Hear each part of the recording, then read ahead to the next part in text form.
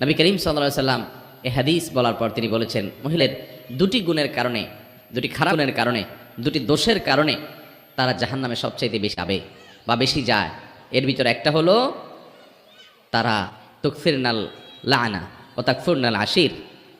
তিনি বলেছেন, তোমরা মহিলারা বেশি বেশি করে লানত দাও, অভিশাপ দাও। এটা একটা রোগ। কথায় কথায় এটা পুরুষের মধ্যেও আছে এই রোগ, কিন্তু নারীদের মধ্যে স্পেশালি বিশেষভাবে এই দোষটা অনেক বেশি, যে কথায় কথায় লানত দেওয়া, চট করে রাগ হয়ে স্বামীকে, বাবাকে, সন্তানকে, ছেলে মেয়েকে, সংসার, এটাকে সেটাকে অভিশাপ দেওয়া, বদদোয়া করা, গজব দেওয়া, ঠাড়া দেওয়া, হ্যাঁ, এরকম খারাপ উক্তিগুলা, অভিশাপগুলা বেশি বেশি দেওয়া, এটা জাহান্নামে যাওয়ার কারণ।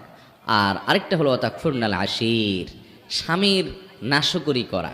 করিম সাল্লাল্লাহু আলাইহি ওয়াসাল্লাম এই হাদিস থেকে বোঝা যায় যে মা বোনদের মধ্যে এই রোগটা তুলনামূলকভাবে বেশি, যে তারা পুরুষদের বিশেষ করে তার স্বামীদের তারা নেয়ামতকে অস্বীকার করে ফেলে খুব তাড়াতাড়ি। এটি তাদের জাহান্নামে যাওয়ার অন্যতম কারণ।